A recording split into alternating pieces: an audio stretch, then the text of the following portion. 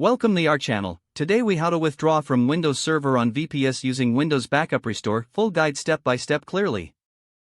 To begin, log into your VPS where Windows Server is installed. Ensure that you have administrative privileges on the server. Open the control panel by searching for it in the Start menu. Navigate to System and Security. Select Backup and Restore, Windows 7. In the Backup and Restore window, click on Restore My Files. The Restore Files wizard will launch. You can choose to restore files from the most recent backup or select a different backup.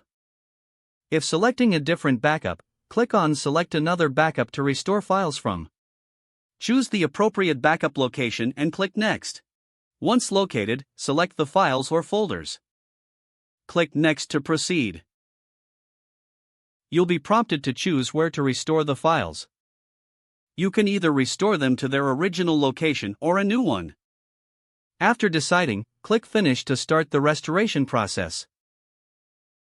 Wait for the system to complete the restoration. Once done, you'll see a notification confirming the successful restoration.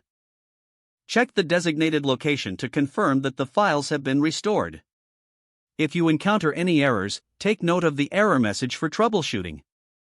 Restart the server if necessary to ensure all changes are applied. Your file should now be successfully restored from the backup. If the page does not load, refresh the browser or try again in a private or incognito window. Make sure you are using the correct email address, then retype it carefully to avoid small typos. If your password is not accepted, use the reset option and create a new strong password you can remember. Check your spam folder for verification or security emails, then complete any requested confirmation steps. Enable two-factor authentication if available to improve account security and reduce unauthorized access risk. After signing in, review your profile details so your contact information and settings are accurate and current. If you see an error message, note it down and try again after restarting your device and internet connection. Log out when you finish, especially on shared devices, to keep your account and payment information secure. If the page does not load, refresh the browser or try again in a private or incognito window. Make sure you are using the correct email address, then retype it carefully to avoid small typos. If your password is not accepted, use the reset option and create a new strong password you can remember.